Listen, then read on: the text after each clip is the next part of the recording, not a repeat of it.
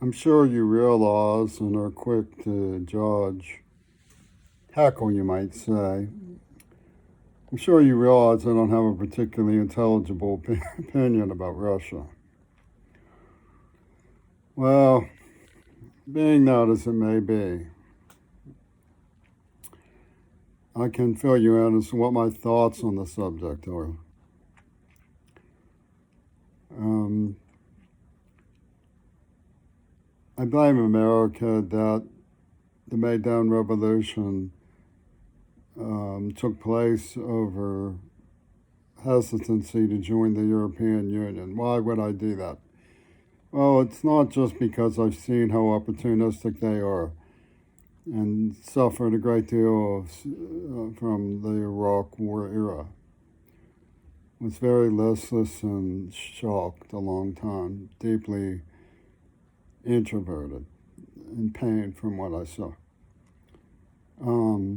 Because at least during the Vietnam War, which was horrible, there was some feedback loop. We were made to understand that it was horrible.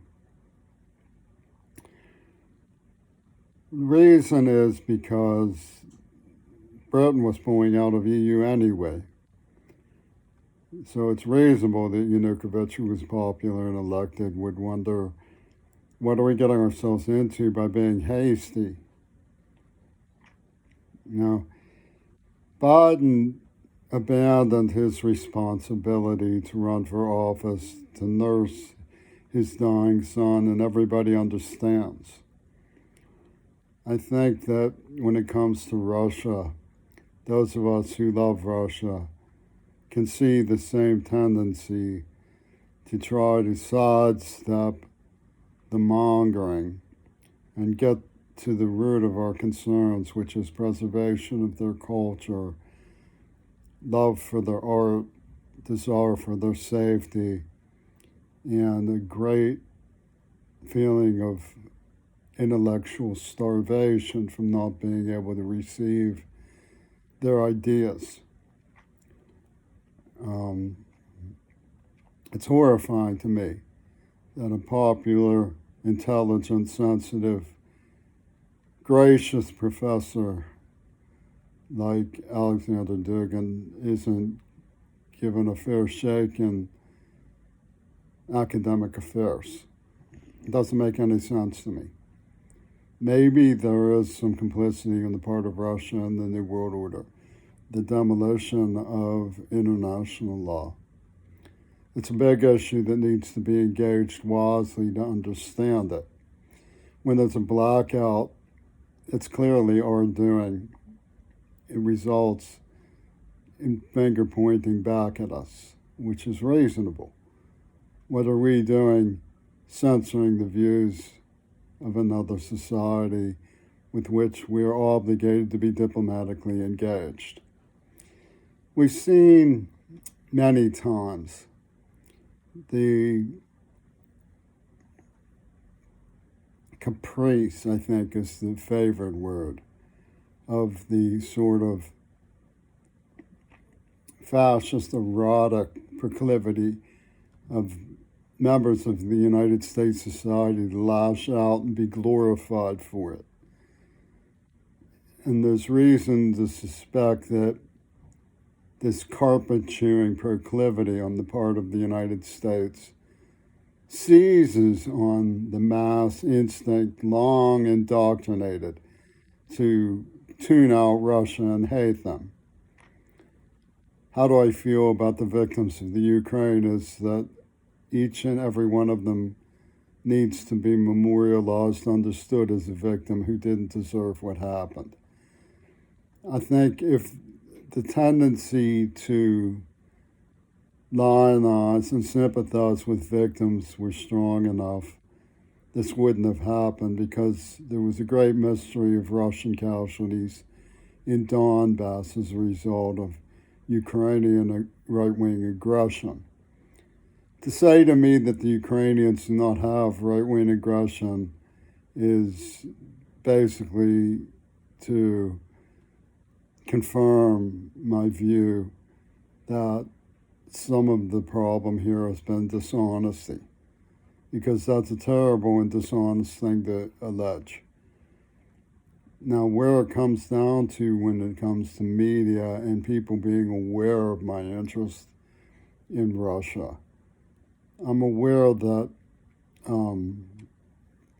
the celebrity superstate, to justify and cover for the research that I did into Pitt's involvement in a Venus flytrap genocide known as the AIDS attack, was something that spilled over into the idea that I was wronging young girls in my heart, that I wanted to couch cast women. Well, they took care of that. It was illegal, it was criminal, and it wasn't true. What was happening, they denied. What was happening was I was being subject by Carl Donuts' namesake to successive degradations of the X motive. Now, Robert F. Kennedy made a pitch that the invasion by anonymous surveillance, Big Brother computer controls, has opened us to totalitarianism. He said even our sexual behavior being controlled and monitored by these abstract powers. It's sufficiently a moment that you would think people would understand when an organization was running a Venus flytrap genocide. A person like myself might want it looked into. But for some reason, to say the evidence confirms me is talking into a vacuum. Was Russia involved in that? I don't know. I have no way of knowing. In fact, one could argue that the situation in the Ukraine is a kind of pressure cooker to force that issue away, for fear that if America and the Russian Federation were not engaged in a horrific squabble in the UN might take up the question of international law in the issue of the AIDS attack. Now, Russia has never stepped forward and said, we think that James Curry is right. There was one person named Reinhard Giesler who questioned whether it came from Fort Detrick. But it's entrapment in the idea of being a spy for the Russian Federation to say that Will Zellbrome, Greg Carl, Ming-Na Wen were somehow patriots to the superpower of the United States. None of them were Russian, that's for sure. I didn't have any contact with anything Russian. I was reporting on peers. So that's a rather odd thing to say. I do remember for a while I had a postcard written to my father that was in Russian. He obviously had scholastic correspondence with people tracing to his post-war diplomacy. I don't have that anymore. I was looted. Many things were stolen from me by the Schulman clan. I'm not sure that you can actually make a case that the Schulmans pigeonholed me as a Russian spy, a communist, anything like that, because they're the ones who were saying things like U.S. out of North America. They were Israeli extremists, the types to talk to Russia and gloat about building an alliance with the extreme right wing in America and the extreme right wing in Russia. So intelligibility is a problem when it comes to knowing what I think and what to do. I would gladly have a conversation with somebody about these matters, but nobody seems to be interested in my views.